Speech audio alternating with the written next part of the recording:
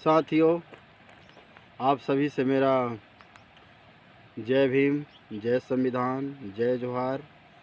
साथियों, आज मैं आप लोगों को एक ऐसे आदिवासी समाज में जन्मे वीर योद्धा की ऐतिहासिक घटना बताने जा रहा हूं, जिन्होंने अंग्रेज़ों से बड़ी वीरतापूर्वक उन्होंने युद्ध किए। साथियों, यह वीर योद्धा वह हैं जिन्होंने उड़ीसा की धरती पर जन्म लिए, जिसका नाम है चक्र बिसोई। उड़ीसा के वन क्षेत्र की बौद्ध मंडल पहाड़ियों के कंधर जाति के बीच कंचम जिला के चक्रगढ़ गांव में इनका जन्म हुआ। इनका जन्म सन 1823 ईस्वी में हुआ था। जब इनका जन्म 1823 ईस्वी में हुआ तो यहाँ पर राजा अनंग देव का शासन था। उस समय राजा अनंग देव वहाँ शासन कर रहे थे। साथियों, वो शासन व्यवस्था के हिसाब से, क्योंकि राज्य बड़ा था, जिस कारण से उस राजा अनंग ने अपने पूरा भूभाग को, राज्य की ज़मीन को, पूरे क्षेत्र को 24 भागों में बांटे थे। 24 भागों में बांट दिया गया था, और जो प्रत्येक भाग का एक सरदार होता था, और उस सरदार को, या जो प्रधान होते थे, उस प्रधान को बिसोई कहा जाता था। बिसोई। सन 1835 में अंग्रेज़ों ने जब फूलबली तक अपना कब्जा कर लिया, मतलब क्षेत्र था फूलबली तक अपना कब्जा कर लिया। जब इस घुड़सर पहाड़ियों पर उन्होंने कब्जा करना चाहा, अंग्रेज़ों ने कब्जा करना चाहा, तो वहाँ के जो वीर योद्धा थे, जो वहाँ के सरदार थे, जो कंधवीरों ने एवं बिसोई जो वहाँ के सरदार थे, हर भूभाग के जो सरदार थे, बिसोई के नेतृत्व में जितने भी वनवासी लोग थे, जितने भी वनवासी जनजाति के लोग थे, उन्होंने अंग्रेज़ों के साथ विद्रोह चालू कर दिए। अब ये विद्रोह 24 भूभागों में भी फैल गया। जितना राजा अनंग का राज्य था, वे जितने भी सरदार थे, 24 भूभागों में फैल गया।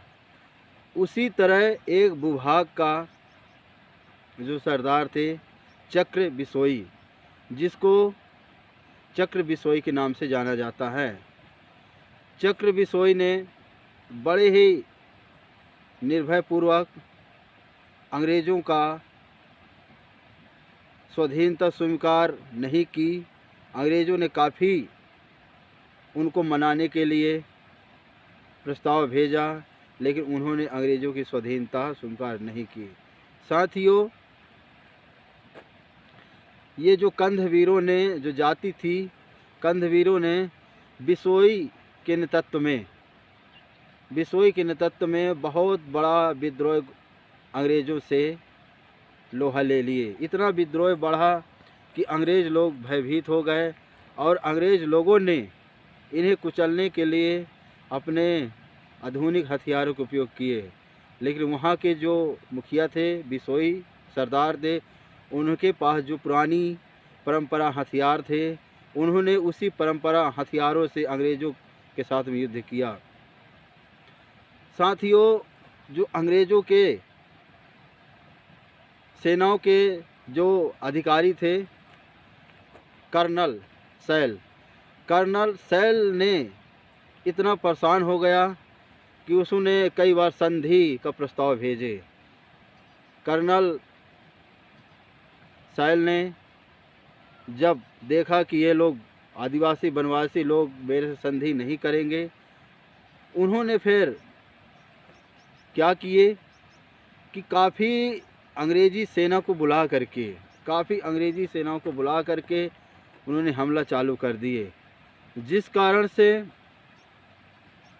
वहाँ के जो राजा थे, राजा धनुर्जय पंचदेव ने उनकी अधीनता को स्वीकार नहीं किए, बल्कि सभी सरदारों को 24 जो उनके क्षेत्र के सरदार थे, 24 सरदारों को, सभी सरदारों को बुलाया और बुला करके उन्होंने सारी बात बताई कि हम अपने जीते जी हम अपने राज्य को अंग्रेज़ों के अधीन नहीं होने देंगे। जिस कारण से सभी सरदारों ने, और उन सरदारों के जो विसोई थे, विसोई कहा जाता है, विसोई, तो जो सरदार थे सभी सरदार जुड़े और अपनी जो उनके और भी संगठन के आदिवासी लोग थे, सैनिक थे, उन्होंने सभी के साथ में राजा के सामने प्रण किए कि और अपनी तलवार से अंगूठे को काटकर अपने माथे पे तिलक लगाए और बोले, जब तक हम जिएंगे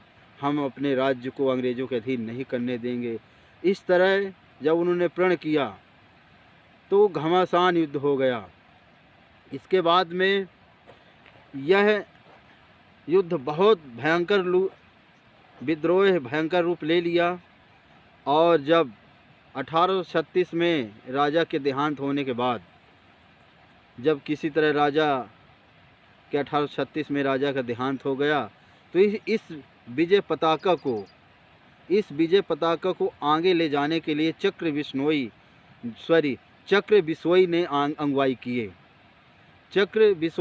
किए, जिस कारण से चक्र बिसोई अपने समस्त दल बल के साथ में इतना युद्ध हुआ कि सन 1845 से 1847 तक अंग्रेज़ों को आगे बढ़ने के लिए आगे का रास्ता उन्होंने बंद कर दिए। अंग्रेज़ लोगों की जो शासन सत्ता की जो व्यवस्था थी, आगे बढ़ना चाहते थे कि हम अपने राज्य को अपने अधीन और ले ले बाकी राज्यों को, उन्होंने उस रास्ता को रोक के रख दिए। जब तक रोक के रख दिए, जिसके बाद चक्र बिसोई का इतना दबदबा बढ़ गया कि अंग्रेज़ लोग की जो बढ़ाने की जो उनकी राज्य की सीमा जो बढ़ाना चाहते थे, कब्जा करना चाहते थे, वो स्थिर हो गए। इसके बाद में साथियों सन 1854 में अंग्रेज़ों ने सेना भेजकर मैन नीले जो थे इस संघर्ष को कुचलने के लिए फुलवली भेजा। मैन नीले को बोले कि तुम जाकर के किसी तरह उनके आंदोलन को, उनके विद्रोह को कुचल दो, लेकिन उसके बाद भी वनवासी वीरों ने अपने आप को अंग्रेज़ों के अधीन नहीं होने दिया। इतना संघर्ष किए कि आगे चल कर के काफ़ी अंग्रेज़ी सैनिक मारे गए, और इतने मारे गए अंग्रेज़ी सैनिक, अंग्रेज़ों ने जब यह घटना देखी कि हम पर ये भारी पड़ रहे हैं। साथियों किसी तरह अंग्रेज़ों ने, उनकी बटालियन काफ़ी थी और काफ़ी सैनिक थे, जिस कारण से उन्होंने छल कपट से सन 1880 में अंग्रेज़ों ने इन पहाड़ियों पर अधिकार कर लिए और उनका आधिपत्य हो गया। चक्र बिश्नोई का आगे चल के कुछ पता नहीं चला। आज भी वो एक रहस्यमयी